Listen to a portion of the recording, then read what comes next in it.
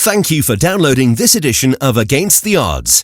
To find out more and to request to be a guest in an upcoming episode, visit the Against the Odds page of philip-anderson.co.uk. Welcome to Against the Odds, the bi-monthly motivational podcast profiling the lives of individuals who have conquered in the face of adversity. Produced and presented by Philip Francis Anderson.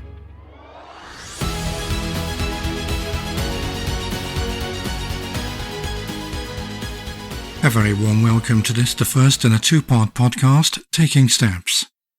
In this series,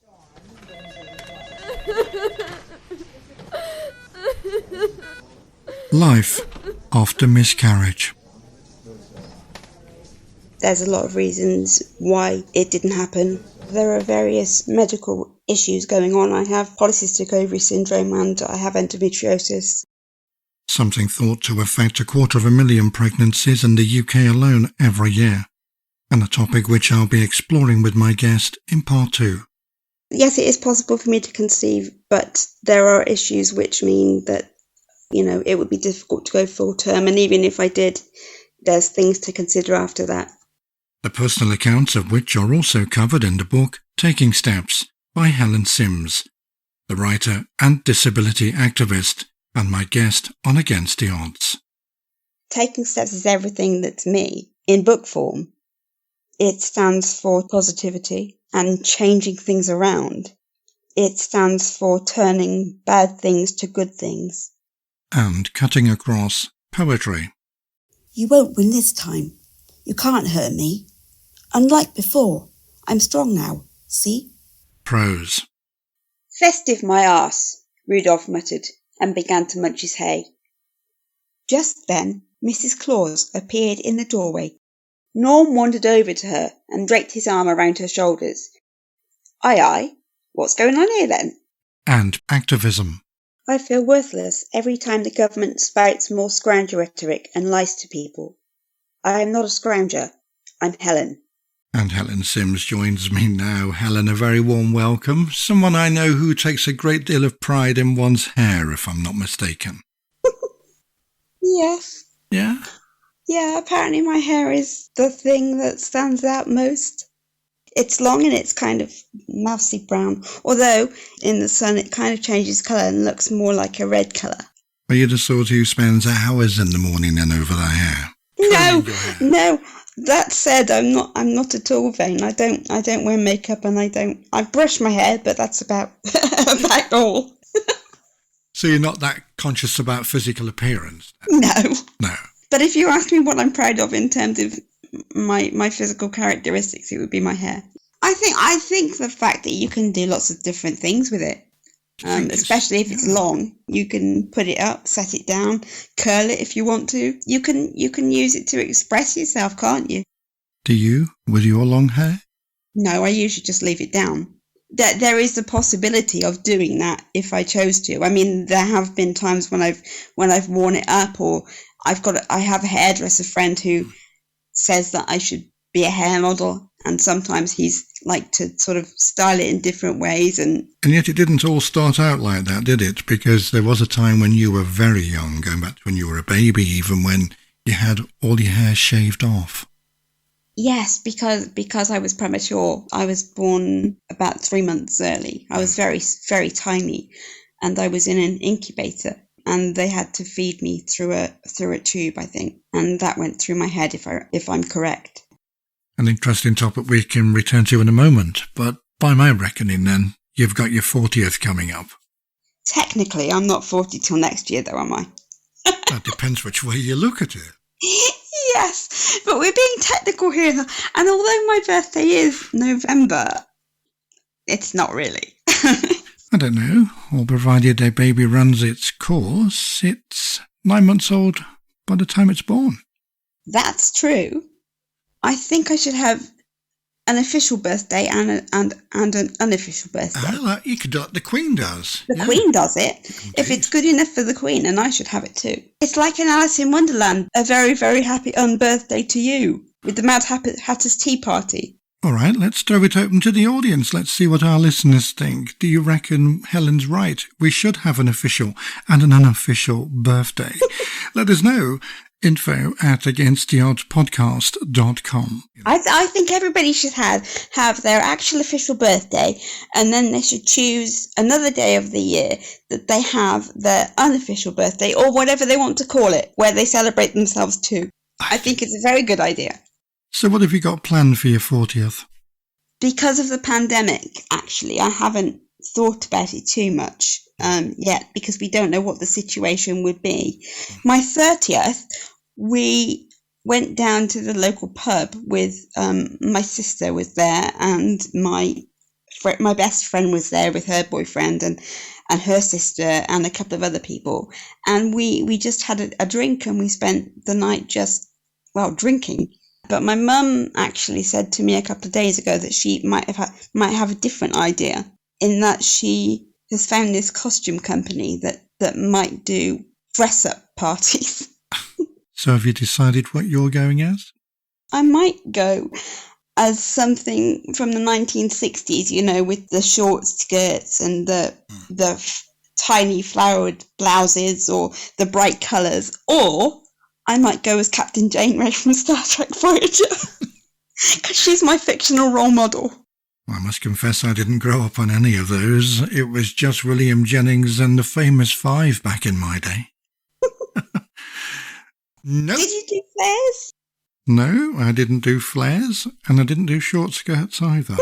Short trousers as a boy at school, but I certainly didn't do short skirts, that's for certain. But no, I came to fashion later in life rather than early, and I'm not a massive fan of fashion, although I do have a number of Ralph Lauren tops in my wardrobe, along with various other designer labels, and was known to be a fan of Armani back in the day. But segueing, as they say, you're listening to Against the Odds with me, Philip Anderson, and my guest, Helen Sims, the writer and disability activist. Helen, you mentioned to me earlier you were born 3 months early, and so too was my first guest on Against the Odds, as it happens. So I suppose I'll ask you a similar sort of question. What did that mean for you? What was the result of your premature birth? There was an issue with the heart monitor. The heart monitor, which was connected to me to tell the doctors and nurses whether I was breathing or not, that didn't work. It malfunctioned and it didn't go off. It meant I stopped breathing, and it didn't tell people that I'd stopped breathing. And if a nurse hadn't been passing by when she was, I probably wouldn't be here. So how much oxygen were you starved of on that occasion? I was starved of enough oxygen to result in the cerebral palsy. But that said, because I was so premature, there is an argument to say that I probably, or I might, have had cerebral palsy anyway. But I personally don't believe that. I think that the incident with the heart monitor was the cause of it, because before that there was no evidence that there was anything wrong with me. I was small, and I was at risk as a result of my size, and obviously I was very ill. But in terms of physical disability, there was no evidence of that being the case at the beginning. There was also an incident with me needing a blood transfusion. Right. So whether that was as a result of what happened with the heart monitor or whether that happened before, I don't know. Well, that's very interesting. So what was the extent of your cerebral palsy at the time of diagnosis, or at least of it being recognised? It started out as me not being able to walk or stand at all. That changed. I learned to walk quite early, but it wasn't a proper sort of walking. I used to walk with my knees kind of turned in, which obviously that's going to have an effect on bones and things like that. That then deteriorated to the point of it was very much pain, and obviously I wasn't very steady, and I was having physio and things like that at that time. And after that, when I was 14, I deteriorated to the point where they decided needed to do the surgery then. I was deteriorating all the time because of weight gain and bone scrubbing and that type of thing.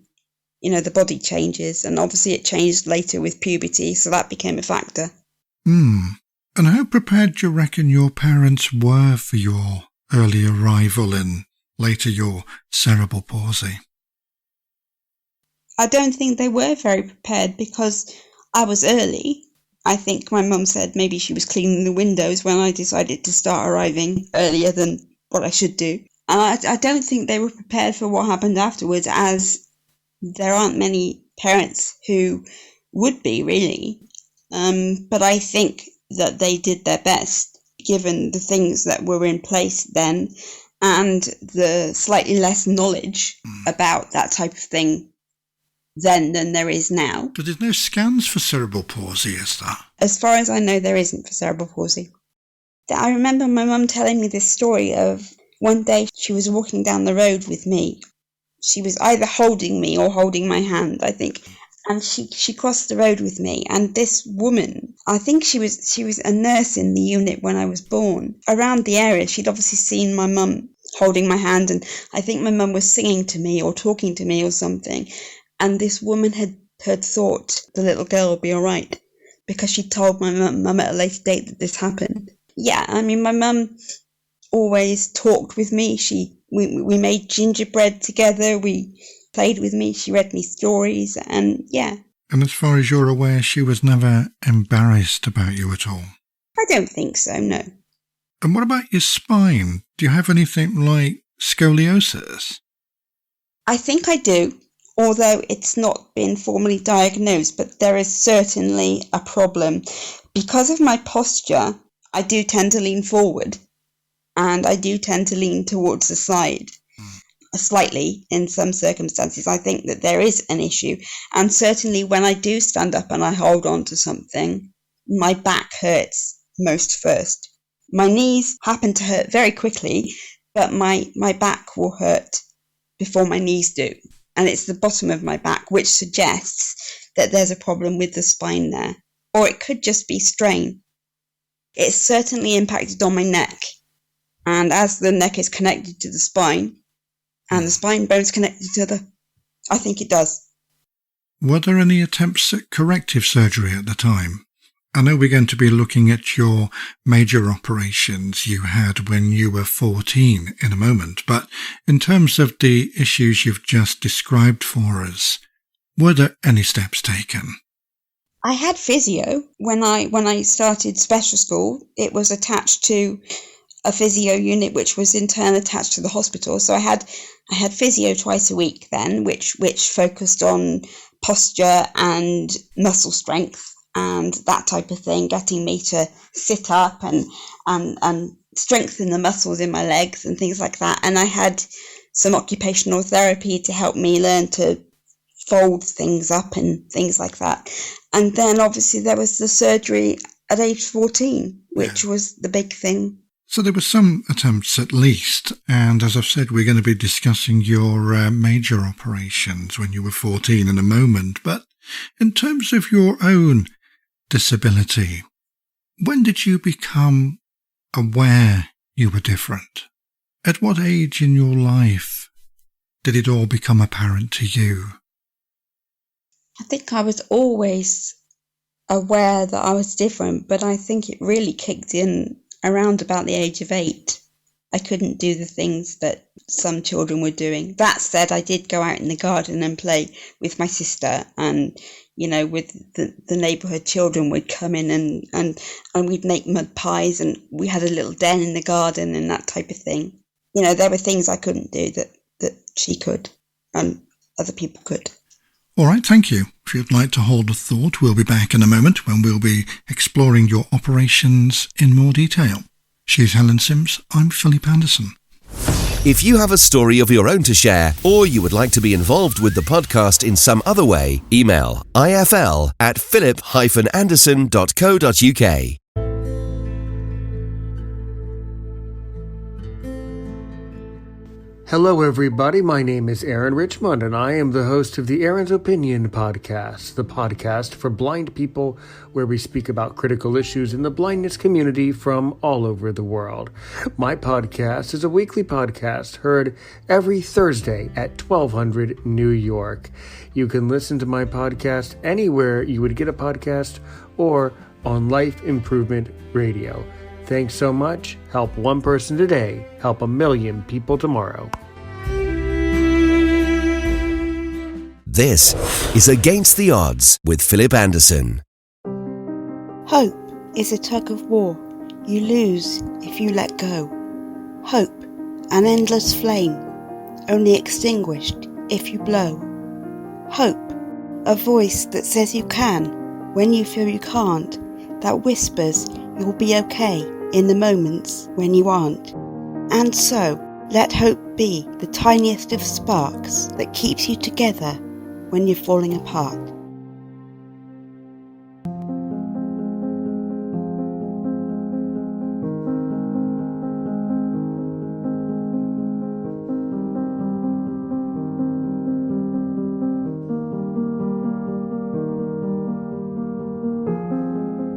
I was quite young when my parents decided to send me up to Oswestry for operations to do with my cerebral palsy to try and improve my mobility.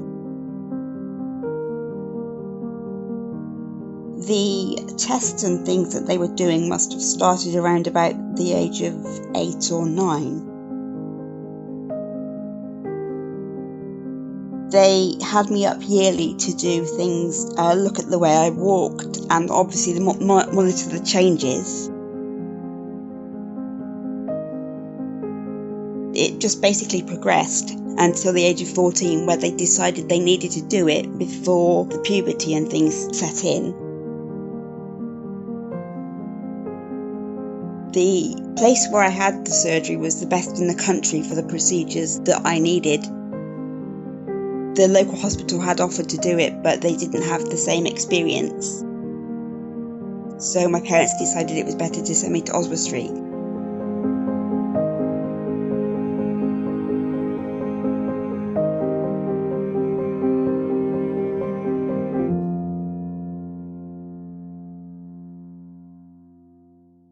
The surgery itself, there were 4 different operations. The first operation was to do with my hip because my hip joint was slightly out of line and it meant that my legs turned in. The idea with that was to reset the bone in my hip. They broke the hip and reset it. The left side has a plate in it, which is still there to this day, which stabilises the joint.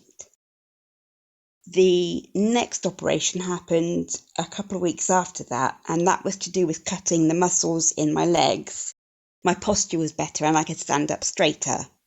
So I had some cuts on my knees and my ankle and my inner thighs. But there were problems to do with that because what happened after the second operation was the drain that was in my hip actually got accidentally sewn into my foot. So they had to take me down at 2 o'clock in the morning to remove that. That was an unexpected operation and that was quite painful.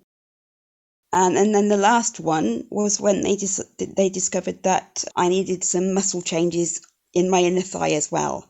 So they had to do another operation to do with that. I was on a lot of drugs. I think I was on morphine for a fair amount of time and I was in and out of consciousness. My mum and stepdad were there for that part. Yeah, it was very hard. And it was very, very painful.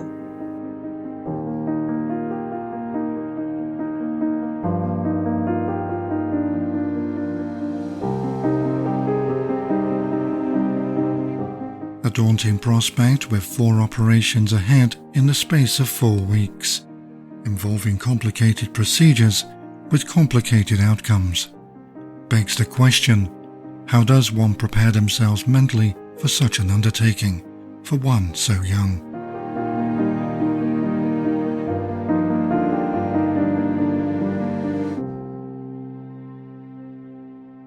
I had been doing quite well for a while, and then my knee started to hurt because of wear and tear. I was walking slightly forward with my knees kind of turning part way, And obviously my hip was turning my leg in a little bit. And then obviously when the knee started to go, the hip started to go as well. So by the time I was ready for surgery, I was mostly in a wheelchair all day at school by that time. And the pain was getting quite bad. And they decided to try and push the operation forward, and that's what they did. So I had about a month in the end to get used to the idea that I was going to go into hospital for X amount of months. So it didn't give me a lot of time to mentally prepare for it. What would you say were your primary concerns and fears at that time? I thought things through quite a lot, but there were elements of me feeling quite pressured into having the surgery when I initially wasn't very comfortable with the idea. I was frightened of being in worse pain than I was already, and I was frightened of it ending up worse than it did. There was also this other side of me, which was really hoping for a miracle cure. I wanted to be able to wake up and everything be okay again, but it didn't turn out that way.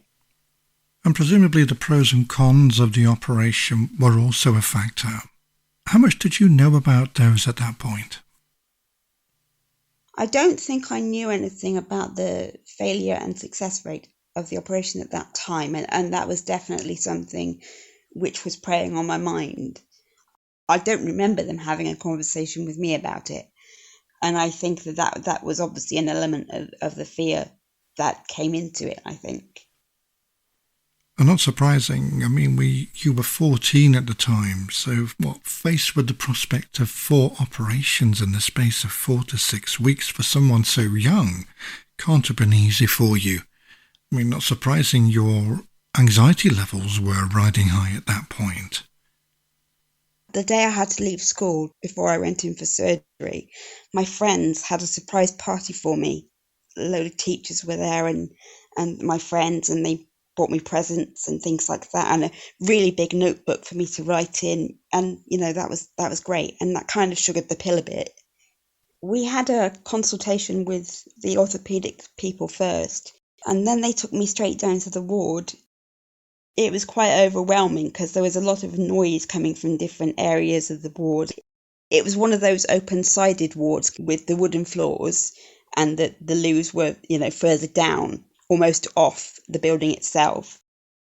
I was really frightened about what I was going to face. I remember sort of shutting down internally and not really taking it on board.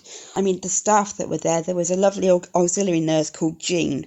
She was the first person I met, and she was lovely, and she was really kind, and she explained as best as they could what went on in the ward and what time meals were and that type of thing. And there was a girl called Jodie that I made friends with on that day. She had the same procedure as I had, so I was able to talk to her. She told me that she was standing up straighter than she had been when she went in there. But she told me also that it was incredibly painful and she was incredibly tired. But then we had a laugh, and I think we played Connect 4, and it kind of took my mind off things for a while. She was a really bubbly, friendly person, and friendly people are what I needed at that time. And it's a shame that she had to leave so soon, but I did make a few other friends as well, and it was that friendship that helped, I think. And in terms of the operations, you had 4 in total. Which would you say were the most intense, the most memorable? The most intense of the operations I had at that time were probably the first and second one. The second one was worse because that was cutting the muscles. So there was a lot of spasms and cramping. So my body would involuntarily jump.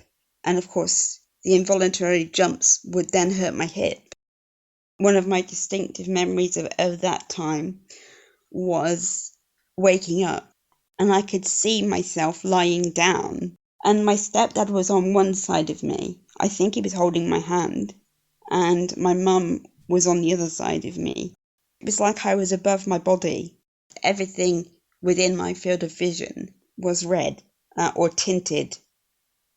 and I could see over the wall of the ward.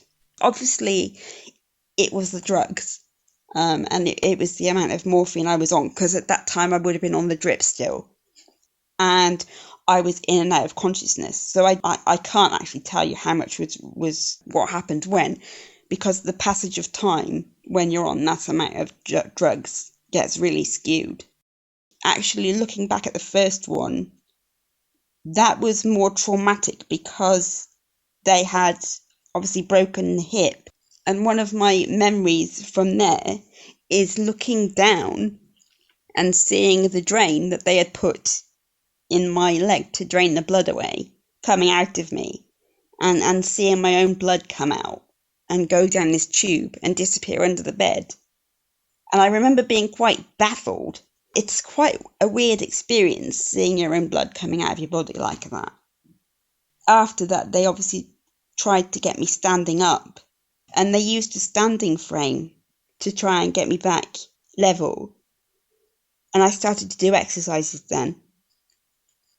But I found that really hard, and the pain was ridiculous. I can't put into words the whole amount of pain from those two operations. I wouldn't like to tell you which was worse, because it was horrific. Yet Helen was quite unprepared for what happened next. She describes in graphic detail the indignities of institutionalization, coupled with the overwhelming feeling of isolation and loneliness. You may find certain aspects of what you're about to hear distressing. At the time I went in, there was just this fear, this dread, and this really uncertainty of things. But as I went through the operations, the situation got worse and worse. I really began to struggle. There were elements of not eating, not wanting to eat. I was physically sick, and I made myself physically sick from time to time because I just felt completely trapped. I felt like I had lost pieces of me that were there before. And also I didn't know how long I was going to be there for. By the time it started to affect my eating, I think I'd probably been in there about 8 weeks perhaps. And I didn't know myself anymore. I was still really frightened because I didn't know what the future was going to be. And my parents had full-time jobs, so they weren't able to be with me during the week. They came up every weekend. But at that time, I was so depressed and I was so absolutely exhausted. I felt really resentful that they could leave me there on a Sunday night and go back to their lives. And I felt angry that they weren't there for me, or it felt like they weren't there for me. That they phoned me every night when they were at home. But I was horrible to them, and I know I was horrible to them. But to be honest, my hair had gone grey by this time because of the stress, and I'd lost a lot of weight. And it was a horrific experience. And I remember one day, one of the nurses took me aside, and she said to me, if we don't sort this out, meaning my eating, we're going to have to put you on a drip. You know, you have to make one last push to get out of here. Really, really try hard, she said to me, because the harder you try, the sooner you can get out of here. And so I really tried extra hard with the physio, but I was drained. I don't know if I would describe it as a full-on eating disorder in comparison with what some people go through, but I think that there was an element of that. The nurses would make me things separate to the meals that I would actually eat. And there were times though when I used to just have black tea, have pieces of toast. But sometimes I wouldn't have that even. I realised then that if I really wanted to get well and get some control back, then I had to push harder. Well, I certainly sense your pain, and unless anyone's actually been in that situation, it's hard for any of us to imagine what you must have been going through at that time. And in reflecting on it all, if you could identify one or two key reasons for it all, what would you say were the trigger points for everything you've just described there? I think it's difficult to put it down to one specific incident. I was so overwhelmed by everything having happened so quickly. Even though I was expecting it to happen at some point, I didn't know when. Left school to go through this. I had lost so much of the mobility that I had previously. I had lost my friends because they were down in Bath and I was up there, and I was just completely overwhelmed. And I was lonely as well, because during the week I just had the people on the ward and the nurses. I didn't have anybody who were there for me. It seemed like everybody else on our ward had family and friends coming in every day, and I would sit by my bed reading my book, and I didn't have any visitors during the week. I felt really forgotten about, and I felt really left out of things. Emma was my best friend on the ward in the end. She was lovely. Her mum kind of looked after me quite well, and she sat and talked to me, but I didn't have any family there, and that was kind of hard for me. Not that I'm blaming them, because they had full-time jobs, they didn't have any other choice, but it was really hard. And I think it all came together in like a snowball, as you say, and maybe it compounded a vulnerability that I was already feeling. It was a big thing to have to go through at the age of 14. I mean, we were doing exercise classes every day. On Fridays, we had hydrotherapy classes to try and strengthen the muscles up. And then in the morning of each weekday, we had schoolwork time between 9 and 12, I think. So there was all that to deal with as well. And I felt like I wasn't keeping up with things in the way that I should be, because I was really distracted from things. I don't know many things about what happened at several points, because my memory just doesn't go there. The issues with my memory were something which continued long after the surgery. And also I had the teenage hormones going all around my body as well, and that kind of helped things. But I know that I was difficult to be around.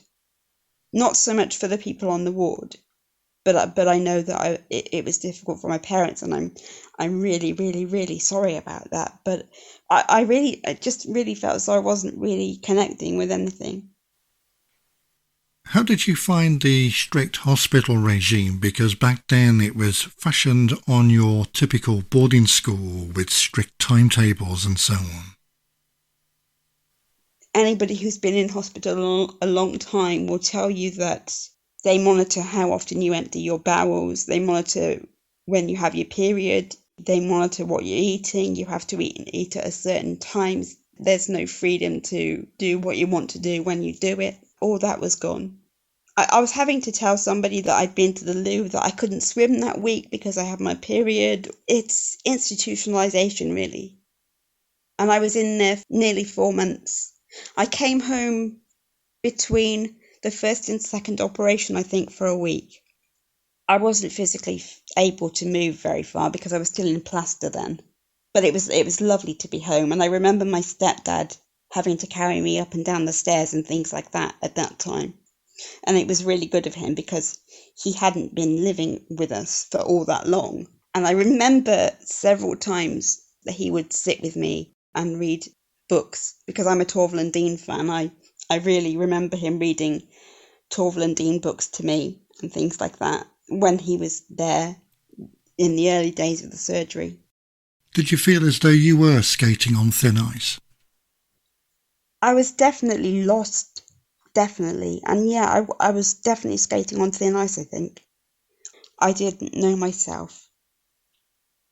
And there were times I just didn't know anything. You know, when somehow you get really, really withdrawn. And I realised that I was that. It's not that it was all bad. I mean, we did have some fun at the hospital, but, you know, that was few and far between. But most of it was. It was a really traumatic experience. I'd like now, if I may, to reflect on the recovery process, because you've described for us there some painful moments of your time spent in hospital and how it had impacted your mental health, the indignities you felt you'd suffered as a consequence of institutionalization. And I wondered, what did the recovery process entail for you? Did you feel there were any cathartic moments where you felt there was hope, some light at the end of the tunnel? I got home from hospital would have been the end of October, which was about 4 days before my birthday. I came out on the Friday afternoon, I think, and I went back to school on the Monday without my wheelchair. They decided that I needed to walk to make sure that I got the amount of exercise.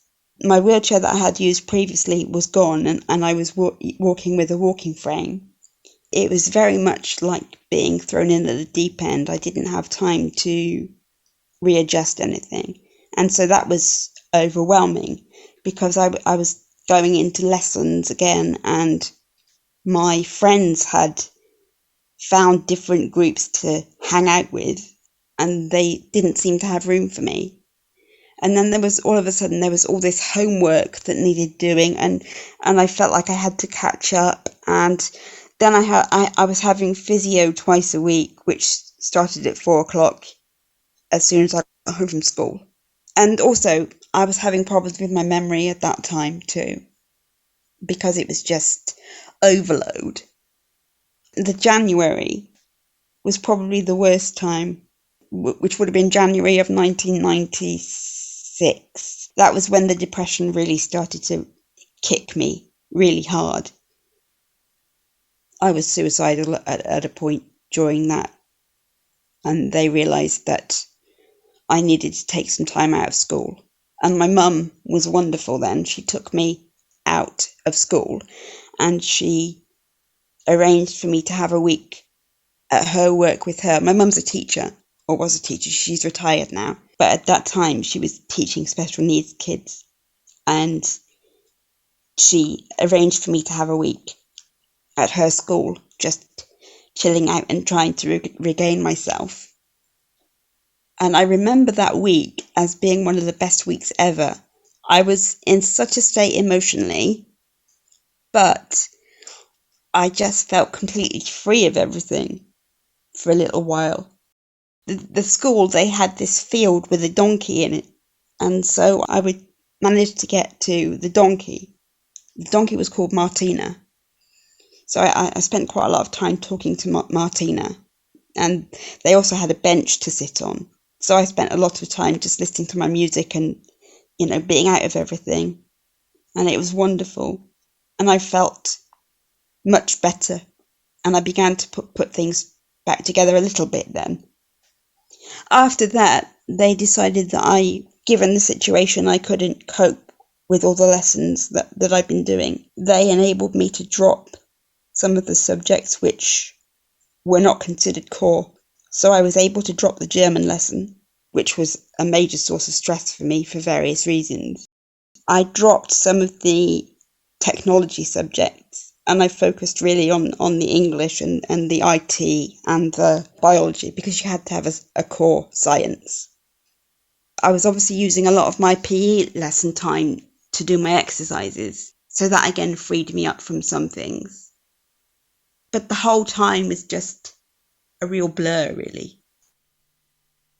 And apart from the week you spent at your mother's school, from where you drew a lot of solace, were there any other turning points in your life at that time? I started to pull it together when they decided that I needed to see a psychiatrist to help me process things and to help me regain some of what I felt I'd lost. If you know about mental health treatment, you'll know that they can't give you advice exactly. They can just make suggestions. My psychiatrist, Chris Ball, his name was, and he was wonderful. But he helped me put things together, and he made me write a list of things that I was good at and a list of things that I felt I was bad at. And he made me tear up the things that I felt I was bad at. And he made me focus on the things that I was good at. And he really helped me with the self-esteem issues, because I think my self-esteem issues started around about then as well. But the depression itself never really went away. I still have bouts of depression now. And I had another serious bout of depression during my A-levels too, in which my problems with my memory were worse. There were some days when I couldn't remember anything of the day at school, which obviously put me at a disadvantage. But I was too frightened to say that I was having that type of problem, because I thought that if I did, they would think I was crazy or something. There were long-term consequences for all of it, really. You won't win this time. You can't hurt me. Unlike before, I'm strong now, see? You think you can break me, that I won't cope. You won't win this time. I've got life and hope. You think I will be there, that I'll take the fall. You won't win this time. I won't answer your call. You think you can beat me. That's where you're wrong. You won't win this time. Been a doormat too long. You think you can ask me, that I couldn't say no. You didn't win this time. I told you where to go.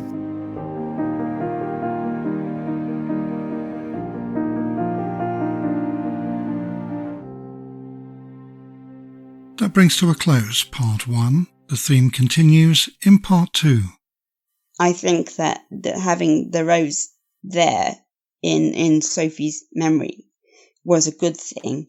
And I think the fact that it flowers around about the time that I lost Sophie, that was a deliberate thing. Life After Miscarriage continues in part 2. Thank you for listening to this edition of Against the Odds, the motivational podcast celebrating the lives of those who have conquered in the face of adversity, produced and presented by Philip Francis Anderson. Whether you have a story of your own to share, or you would like to be involved with the podcast in some other way, email ifl@philip-anderson.co.uk or visit the Against the Odds page on the philip-anderson.co.uk website for more information and to complete the guest interviewee questionnaire.